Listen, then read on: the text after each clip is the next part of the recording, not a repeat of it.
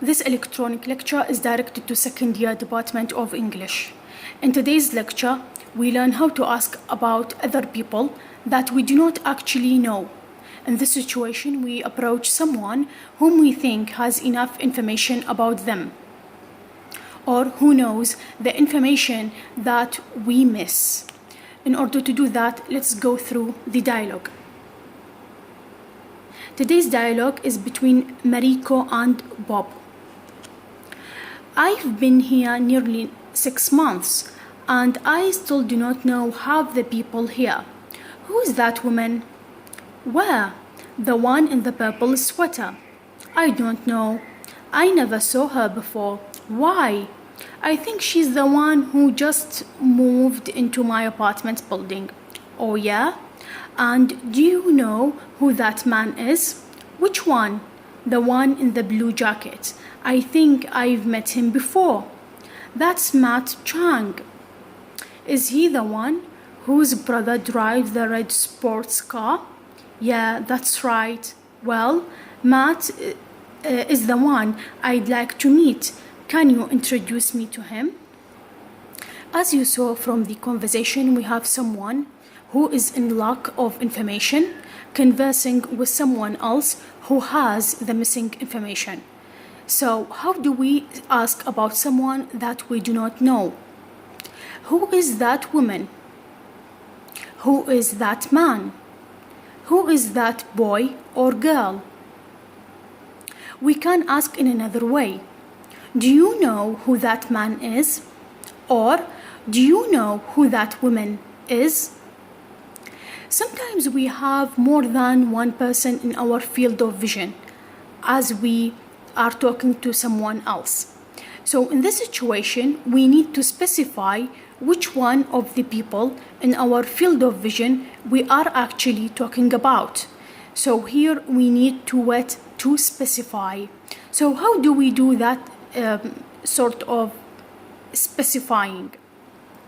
Okay, we either describe the person, the look of the person that we are talking to, that we are talking about, or we identify or we refer to where they are standing or sitting.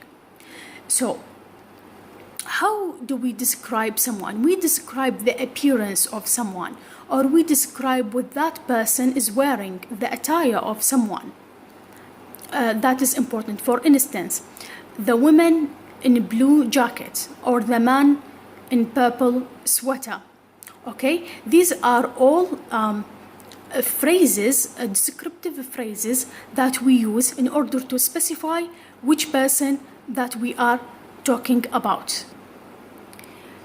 If we would like to specify the person in relation to the place where he is sitting or standing, we can say, for instance, the man who is standing near the corner. The man who is standing near the corner. In order to immensely understand the topic of today's lecture, let's listen to this conversation or this example on CD2 track 36, and we will later do the exercise. Give it a try. 1. Asking who someone is. Practice 1. Listen to the example. Take turns asking and answering questions about the people below. Who's that woman? Which one? The one in the purple sweater.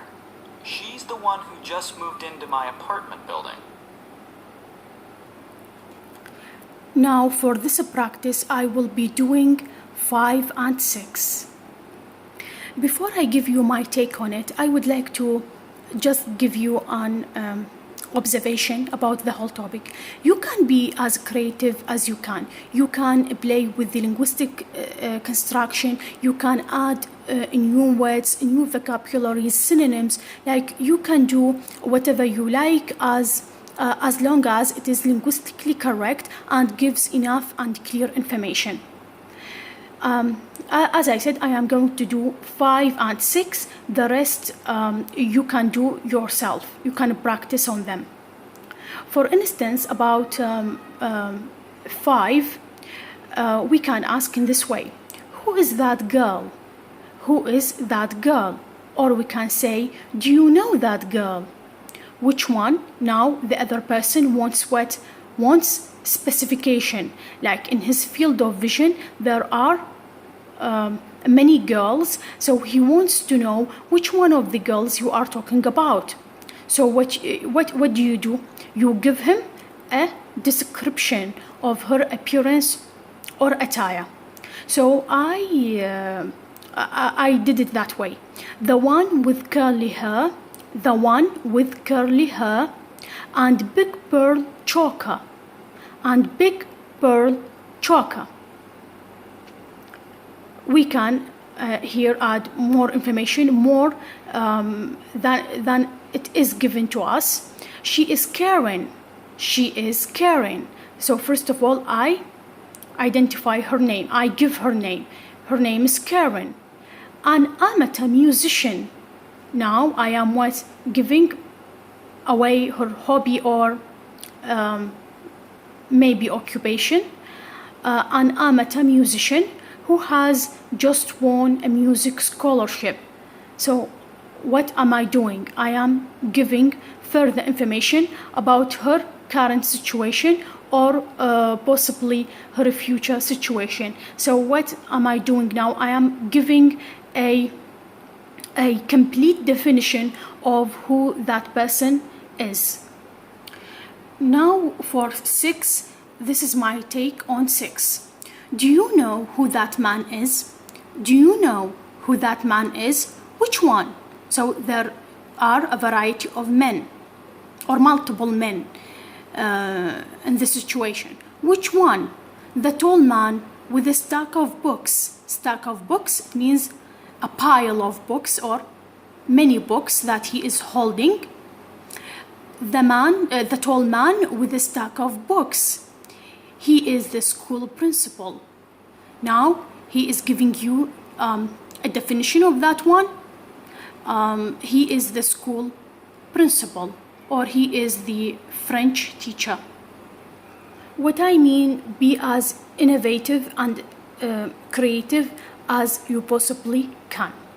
Now we have another strategy, but this time we are identifying someone not in relation to their appearance or to their looks, but in relation to the people that we know. Like we do not know that specific person, but we actually know someone that is in relation to the one that we miss a lot of information about. So how do we ask? How do we hold the whole situation?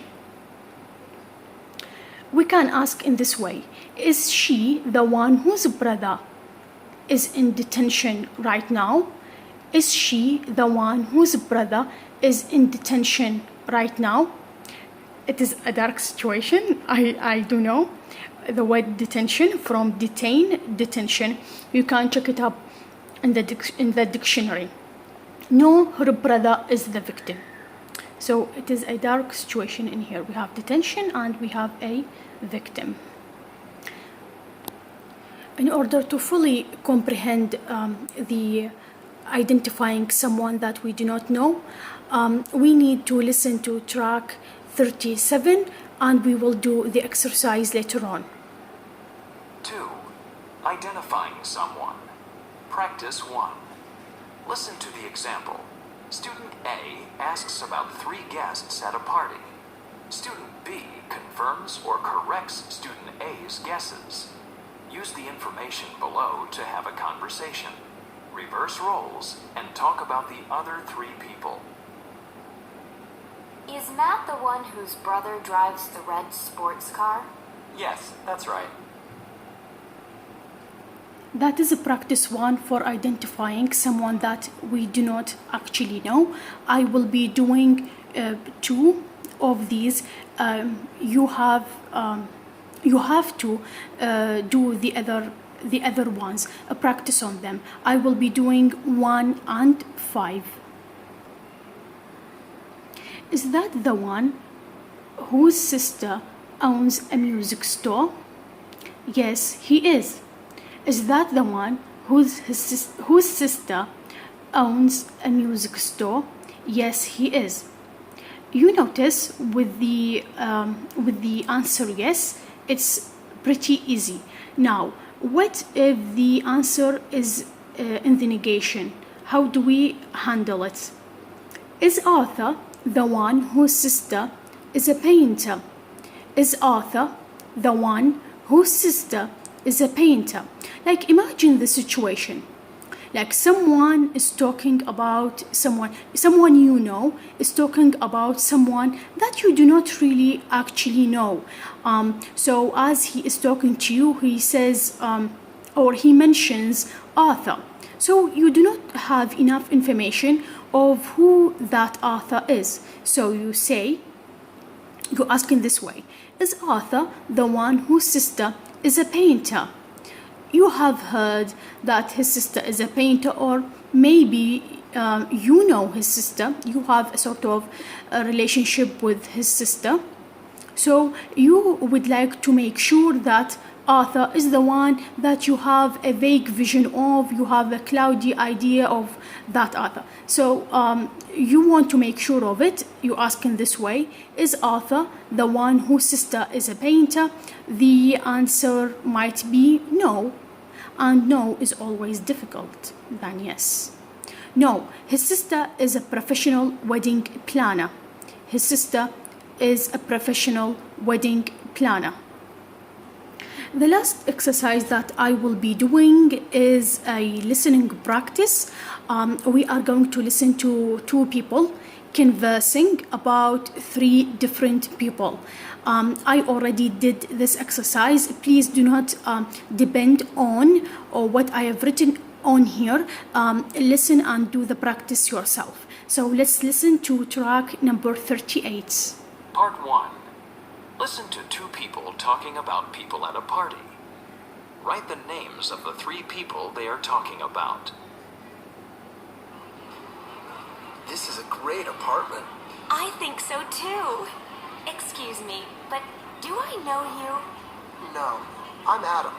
I came with Carl. I don't really know anyone here. Carl's told me about most of his friends, but I can't match the names with the faces. Well, let's see. Okay, do you see that woman in the pink shirt? Yeah. That's Diana. She's the one who's moving to England next week. The party's for her. Okay. And who's that guy? Which one? The one in the green chair. That's Cliff. He works in a bank. Oh, is he the man who owns the racehorses? That's right. And do you see that guy with the beard? Uh-huh. That's Norm. Is he the one who owns the restaurant? No, Norm runs a dance studio. Let's see, who else? Wait, I don't want to embarrass myself. Which one is the hostess? Her name is Gina, right? That's right. And I'm Gina. Nice to meet you. Glad you like my apartment. Don't you feel that today's topic is not just an academic lesson that we are trying to explain for you, but you can also apply this to your life. You can use the information, the way we collect information about other people in our life. So it's pretty easy. Like, we have qualities of people in our mind, and sometimes we ask about the qualities of other people that we do not actually know. So it is like the same situation, but you need to focus on the linguistic constructions that we use in order to gain more information about the people around us. Okay, so from the listening exercise, for instance, we get to know that Diana, there is somebody is called Diana. She is here attending the party, and there is a piece of information about her, which is the fact that she is moving to England. As I said, you can be as creative as you can, be original with your answers for all these exercises. We have also here another exercise that it is hard to do on my own because it is pretty much interactive. But before I end today's lecture, please go to our Google Classroom. I have given you a homework 2 weeks ago, which is a one action play by Harold Pinter. I will be asking about this, which is a topic for discussion. I am also giving you a homework for this week. Lecturer Islam Adil.